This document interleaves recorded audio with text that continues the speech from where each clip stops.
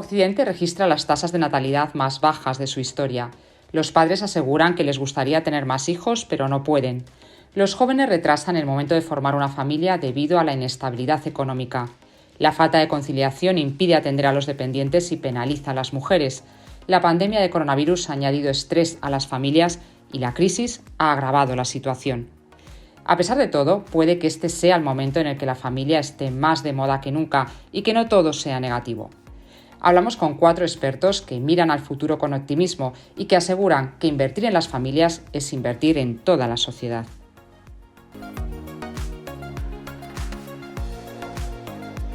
Curiosamente vivimos en un contexto social en el que todo afecta a la familia y la legislación afecta de una manera muy negativa a la familia. La realidad es que tú hablas con la gente, con las personas, y todo el mundo aprecia a su familia. Con todas las realidades conflictivas, con toda la desestructuración, con todo ese individualismo y subjetivismo que se está dando en la sociedad, surgen distintas iniciativas que quieren poner en valor desde la propia sociedad el bien que supone la familia. A nivel político ha ido escalando puestos hasta convertirse en una prioridad y, por supuesto, en esta prioridad juegan un papel fundamental las familias porque ahí es donde se juega la demografía y todas sus consecuencias. En fin, la posibilidad de que no haya niños en las familias, todo esto hace crecer muchas veces la situación de soledad, la situación a veces de conflictos, también intrafamiliares, de violencia, de adicciones. En fin, hay toda una serie de fenómenos y ya no hablemos de lo que es el sistema de pensiones, el sistema de sanidad. Llevo muchos años desde Argentina investigando esta realidad y tengo que decir que después de la pandemia, que ha sido una situación totalmente inédita para toda la humanidad, hemos reflexionado aún más lo que significa el cuidado. Cuando siempre afrontamos crisis, las personas tendemos a refugiarnos ni más ni menos que en nuestros afectos, en nuestros seres queridos. Y por eso la realidad es que la pandemia nos llevó al confinamiento en el ámbito de nuestro hogar. Y eso hizo que en muchos casos el trabajo, que habitualmente está fuera de la órbita familiar, entrara, es más diría, invadiera nuestro ámbito personal familiar. Y esto llevó a un cambio de paradigma para las propias personas, pero también para las empresas. Sin duda los datos siempre permanecen inalterables, ¿no? Y es que la familia es la institución más querida y la mejor valorada. Una familia que está por encima de cualquier valoración política o de cualquier color político o ideología, ¿no? Esa familia que es la unidad fundamental de la sociedad y también el medio natural donde crece y se desarrolla cada uno de sus miembros, cualquiera que sea el lugar que ocupe. Los datos sobre la situación actual de las familias y los problemas a los que se enfrentan no son alentadores, pero precisamente esto está impulsando un cambio desde la propia sociedad civil. Nos hemos encontrado, por un lado, una nueva pobreza, esa pobreza familiar, que ahí nos arrojan los datos también desde otras instituciones, desde los comedores sociales, como familias que antes de la pandemia pues llegaban justas al final de mes, pero que desde luego no tenían que formar parte de las colas del hambre, que sin embargo hoy este dato ha crecido de manera exponencial y sigue creciendo según los últimos datos también del informe FOESA. Pero luego está un dato importante y es cómo se encuentran las familias en el aspecto emocional. Han tenido que recurrir a especialistas, cómo se han sentido más tristes, más preocupadas, cómo ha crecido también el nivel de estrés, el nivel de preocupaciones por toda la situación que les rodea. Ha crecido también el síndrome del burnout parental, ¿no? Ese síndrome de padres quemados. Hoy, según los datos de varias universidades, sabemos que los padres, toda la preocupación, la angustia, la preocupación por la parte económica, por la propia ansiedad y el estrés, hace que de alguna manera quieran dejar sus funciones como padres, con la repercusión que tiene esto dentro en el entorno familiar. Dentro de las políticas familiares, la natalidad y la conciliación son una prioridad. No es solo poder tener hijos, sino atenderlos bien y poder cuidar también a los mayores y dependientes. Lo que se está preguntando todo el mundo es cuáles son las causas por las que no se están teniendo los hijos que se desean y por qué, ¿no? Entonces ahí entran mucho los obstáculos económicos, son los más destacados, los obstáculos de conciliación de vida laboral y familiar. Y me enfrento a cómo puedo atender a mis padres que son mayores. Y me enfrento a que efectivamente tengo hijos pequeños y tengo un trabajo que, por más que efectivamente la política va en conciliación, bueno, pues me resulta difícil conciliar. Y me enfrento a unos precios de guarderías complicados. España se ha posicionado también dentro de los países donde menos se invierte en políticas de familia, y ahí están las consecuencias. Pero también somos el país con más, digamos, que destacamos también por ese margen, ¿no?, entre los hijos que las mujeres desean tener y los que realmente tienen, ¿no?, que es ese child gap, donde son muchas las mujeres que querrían tener un hijo más o 2 hijos más de los que luego realmente tienen, y hay que ver por qué se produce esto. Nos ha parecido también importante tener en cuenta en esas medidas de conciliación cómo principalmente han sido las mujeres las que han tenido que dejar de trabajar en muchos casos, pedir excedencias, y también han tenido que reducir su jornada laboral para cuidar personas dependientes y personas mayores, ¿no? Por tanto, es importante buscar también esas medidas que ayuden a que el resto de la familia pueda volcarse en esa cultura del cuidado al resto de estos familiares especialmente más vulnerables, no solo los niños, sino también personas dependientes y nuestros mayores. Aunque España está a la cola de Europa en políticas familiares, ya hay algunas medidas en marcha. Otros países llevan algún tiempo trabajando en ello.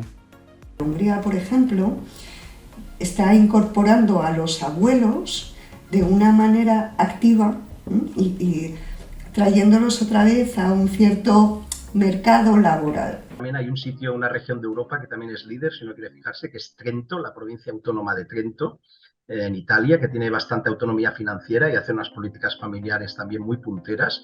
Por ejemplo, ahora han aprobado en Trento un billete con solo un ticket de transporte urbano, puede viajar el papá, la mamá, los niños menores de 18 años y los abuelos. O sea, la unidad familiar, y con solo un ticket ya permiten que vaya toda la familia, ¿no? Francia es un país que funciona primero porque tiene un conjunto de medidas muy amplias y variadas, que van desde prestaciones económicas a desgravaciones fiscales, a lo que llaman el cheque de servicios universal, es decir, todo lo que necesitas para el niño y luego te lo desgravan de tus impuestos, muchas medidas de conciliación, la caja que llaman de prestaciones familiares independiente de la seguridad social con su propio presupuesto, y sobre todo te permite organizarte como tú quieras.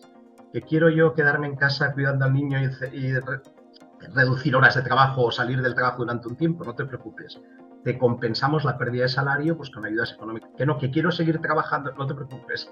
Tenemos una red de guarderías, de cuidados infantiles, etcétera. O sea que te permiten que cada pareja, cada matrimonio, cada familia se organice libremente y de manera flexible. Eso funciona.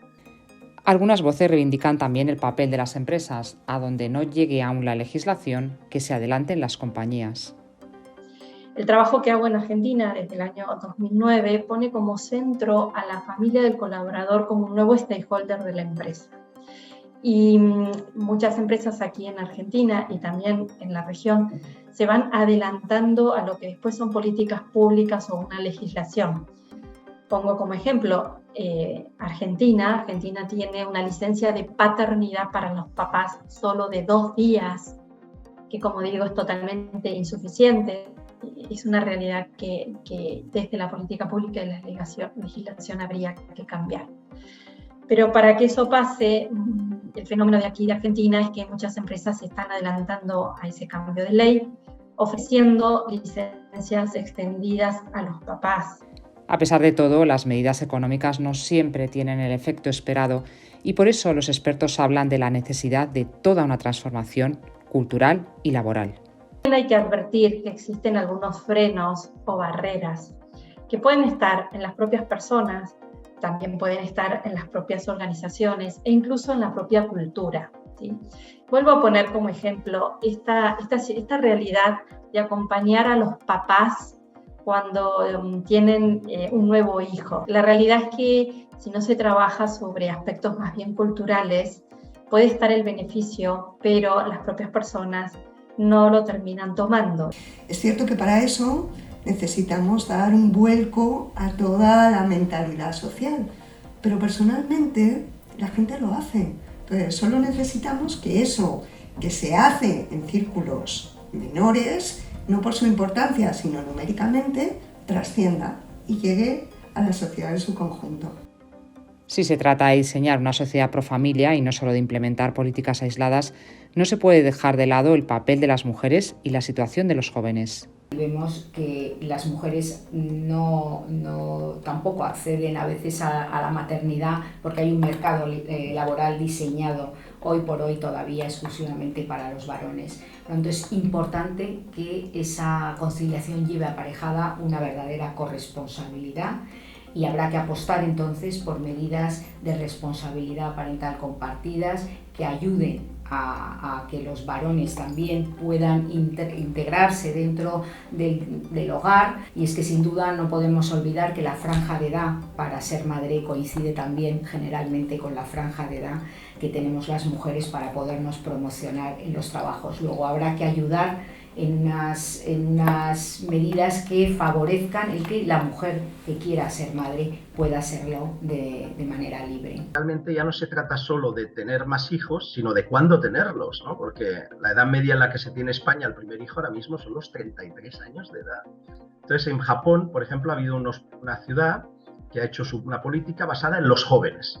¿En qué? En facilitarles vivienda y en facilitarles estabilidad laboral y financiera. De tal manera que un joven acaba sus estudios y dice, oye, como antes sucedía a nuestros padres y nuestros abuelos, dice, pues puedo plantearme formar un nuevo hogar, formar una nueva familia y tener hijos a esa edad. En todo este esfuerzo, algo fundamental, insisten, es crear un sistema de apoyo a la familia que perdure en el tiempo y que sea independiente de vaivenes políticos. En Francia, uno de los valores que tiene es que llevan muchos años con estas políticas. Es decir, cambian los gobiernos de izquierdas, de derechas, de centro y las políticas se mantienen. Por eso se dice que cuando un país comienza a hacer unas políticas familiares en serio, lo primero que necesita es consenso social de que esto es una cuestión de Estado. Y por lo tanto tiene que haber un consenso de que si cambia el gobierno se van a mantener. Porque si no, no se genera. Y por eso se dice también que los efectos de una política familiar no llegan hasta 10 o 15 años después o 20 años. O sea, son a medio y largo plazo. Los expertos concluyen, invertir en la familia es invertir en el futuro de toda la sociedad y podría ser la gran revolución de este siglo. Siempre lo decimos, invertir en familias puede parecer costoso, pero realmente es invertir en quienes de verdad son la mejor red de solidaridad y en quienes de verdad son las que previenen la exclusión social. Históricamente hemos pensado que trabajo y familia eran dos ámbitos que compiten, tal vez porque los académicos nos centramos primero en la teoría del conflicto, pero hemos visto que hay que pasar del conflicto al enriquecimiento. Vemos que en realidad, más allá de que en cierto punto trabajo y familia compiten en tiempo, en recursos, en energía, la realidad es que si le sabemos sacar partido, esos dos ámbitos se potencian y enriquecen mutuamente. Bueno, se ve como el que existan lazos, el que existan vínculos, el que la persona no esté aislada, el que uno no vive solo para sí, sino que vive también para los demás, ¿no? Esto ayuda y fortalece, evidentemente, a la sociedad en su conjunto y a cada persona en concreto. Yo realmente pienso que el siglo XXI, al menos el comienzo del siglo XXI, es el siglo de la familia, clarísimamente, ¿no? Cada 50 años, puedo decir, ha habido una gran transformación social que ha generado pues, un nuevo modo de vivir y de relacionarnos y de hacer las cosas, ¿no? Yo creo que empieza a haber esa ola grande de decir, oye, hay que introducir la familia. Y esto lo estamos viendo en instituciones internacionales, en gobiernos, que el siglo XXI, la gran ola que viene, es realmente la ola de la familia, la revolución de la familia.